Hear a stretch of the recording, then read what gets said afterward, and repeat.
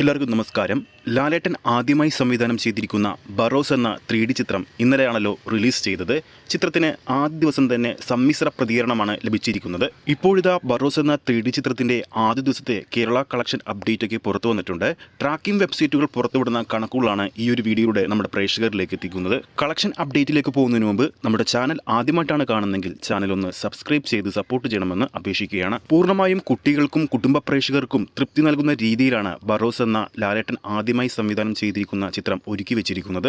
ഇന്നലെ പുറത്തിറങ്ങിയ ബറോസ് എന്ന സിനിമയുടെ ട്രാക്കിംഗ് കളക്ഷനിലേക്ക് പോകുമ്പോൾ ഇന്നലെ മാത്രം കേരളത്തിൽ മാത്രം ട്രാക്ക് ചെയ്തിരിക്കുന്ന ഷോകളുടെ എണ്ണമെന്ന് പറയുന്നത് 902 ഷോകളാണ്. ആദ്യ ദിവസം ഓഡിയൻസായി കേരളത്തിൽ ട്രാക്ക് ചെയ്തിരിക്കുന്നത് 1,48,000 പരം ആൾക്കാരാണ്. ബറോസിന്റെ 3D പതിപ്പ് കേരളത്തിൽ ആദ്യ ദിവസം 902 ഷോകൾ ട്രാക്ക് ചെയ്തപ്പോൾ ആവറേജ് തിയേറ്റർ ഒക്യുപ്പൻസി വന്നിരിക്കുന്നത് 58%.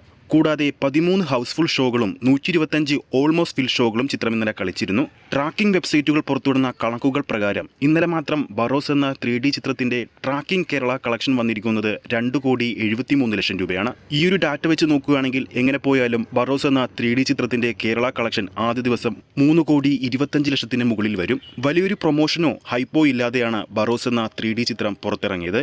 എന്നിട്ടും മികച്ചൊരു ഓപ്പണിംഗ് തന്നെയാണ് കേരള ബോക്സ് ഓഫീസിൽ ചിത്രം ആദ്യ ദിവസം സ്വന്തമാക്കിയിരിക്കുന്നത്.